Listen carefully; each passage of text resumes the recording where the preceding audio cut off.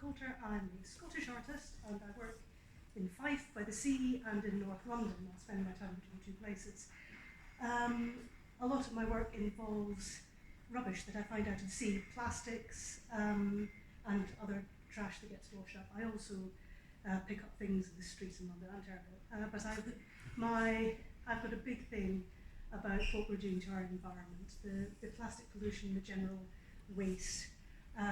Some things are recognisable plastics in my work and some are kind of less obvious. I do these prints and I also make sculptures, assemblage, and some of it is wearable. This is all found out of the sea. But for me here now with Ernesto, it's all about blue. And these prints have to be blue because they're not made with ink and they're not made with paint, they are cyanotypes. And cyanotype, the cyan bit is from the Greek for blue, dark blue, so they are blueprints. It's actually an early form of photography, which was invented about 1840 or so, and it was very popular before proper photography took off. And it was used a lot to reproduce easily as architects' drawings and engineers' plans. So it's the word where we get the word blueprint from, because they all come out blue. So I was going to talk to you a little bit about the making of a cyanotype process, because it's a series of magical photochemical events which I do not begin to understand, but the magic happens and nothing turns blue until the very end. So there's a lot of jeopardy involved and lots of different stages. So basically we start off by making our surface photosensitive. And to do that we get two chemicals. It's a solution of two different iron salts, which is, I'm going to have to look it up, I can never remember because I don't do the science. It is actually magic.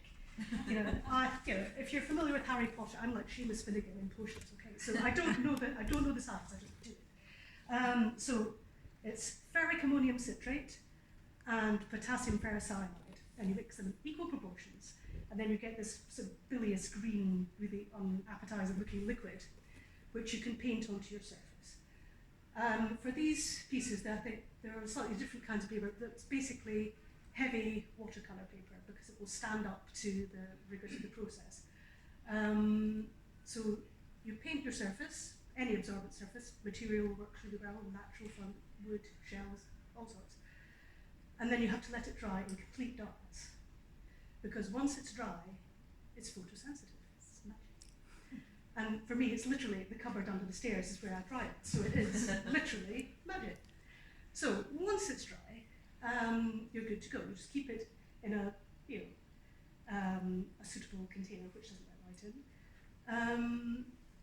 and you have a stack of paper, good to go. The next stage is you need to expose it to ultraviolet light. And I like to work in natural daylight, sunlight. Other people use lamps and things, but I find the best results outside, nice hot clear day. Rita, you'll remember us doing this in the Portobello Road. It was overcast and crazy, but it still worked. Still works. It was good. But a nice hot stagnant London day, which is good for nothing, and you just want to be at the seaside. It's great for making cyanotype.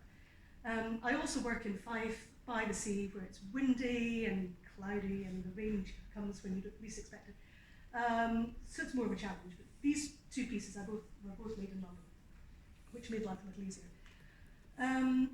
So the minute you get your paper out, it's like taking a film out of a camera, an old spool out of a camera. The minute it hits daylight, it will start to change. So you have to be quick to work with it.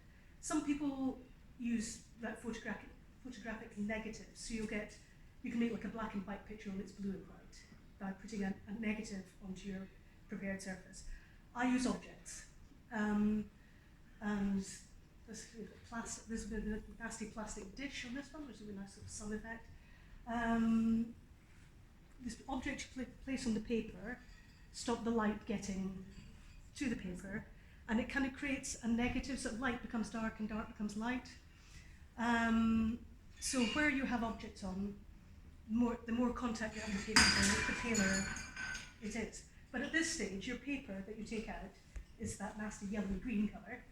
And in the sunlight, you can watch it change, and it'll go darker, sort of greyish, almost bronzy kind of green colour.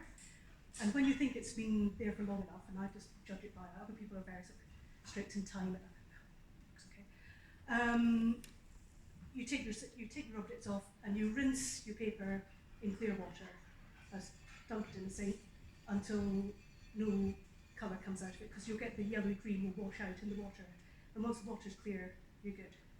And it's only then that you see it blue. It doesn't go blue until you put it in the water. And also, you find out whether you've judged your time right or not, because it can either be really, really dark with low definition if you've left it out too long, and if you haven't left it long enough, it can have turned blue, but not actually bonded itself to the paper, so it can all just wash off. And you're left with a sort of soggy bit of vaguely pale blue paper and a huge sense of disappointment, thinking I have to do that one again. But if it does work, and you're happy with it, you just hang it up to dry, and it will continue to darken slightly, not dramatically, but just consolidate its colour for the next 24 hours. And then it's permanent. It's permanently bonded to the surface. It's archival. If you use nice quality paper, it will go on forever. The people who invented this, one of the early adopters of it, Anna Atkins, in the mid-19th century, mid-1800s, made beautiful records of algae, and it was the first book made of photographic images. And she made all the plates, all the images herself in cyanotype, and it all still exists. It's all as clear as when she made it. So it's a lovely sort of archival method. These ones, that's basically your simple technique. These ones I used some slightly different techniques. I added some water to this one before I did the rinsing stage. So this is while it was out under the sunlight. I added water to this one, and this one I created some of the texture in this at the stage of putting the yellowy green liquid onto the paper before it was dry. So there's various, you can play with this technique forever. And I love blue, and blue is in this wonderful exhibition, thank you, Ernesto. But you can also, if you don't like blue, you can wash it back, you can tone it with tea and coffee and turn it black and brown and do all sorts of clever things and make it yellow. But why would you do that when it's got this gorgeous blue? So that's it in a nutshell. If anyone's got any questions about why do I do this method or my work with my plastics or anything else, then yes. Is your work, right, I'm just thinking off the top of my head here. Is your work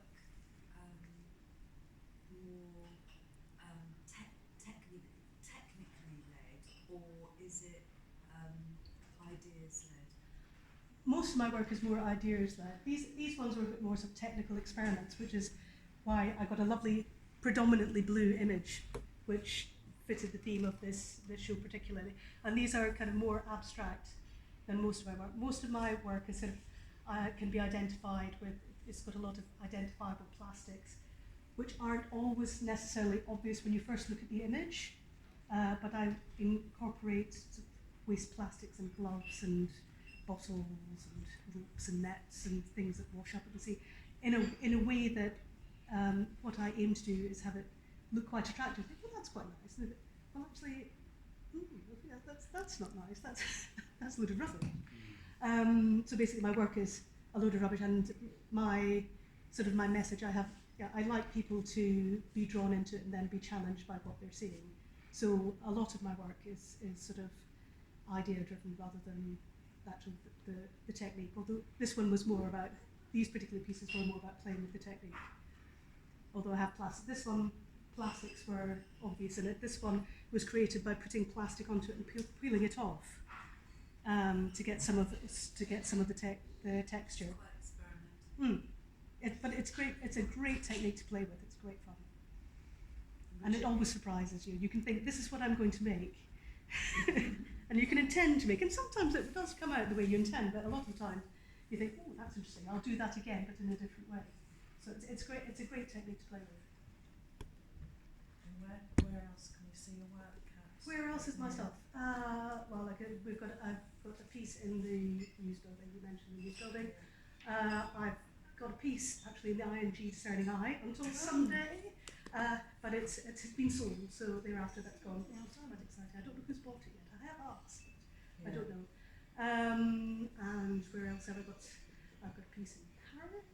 Am I right in thinking you're going to be exhibiting in a phone box? Oh yes, this is the news. This is top secret. Everybody heard it first. But I could have Breaking news. a solo exhibition in a lovely gallery which is situated on a beautiful harbour on the coast in Fife, just along from my studio, and it's totally exclusive. It's gallery 495, and it is an X phone box. And it's going to be all mine. It's a phone box, yes, red phone box. And it's going to be all mine in January and February, and it's going to be transformed with cyanotypes and some of my sculptures, my sort of 3D creations. So inside and outside, they don't know it's going to be outside. It's not going to be outside, it's going to be outside the box. So that's going to be a lot of fun. But there'll be more about that on my social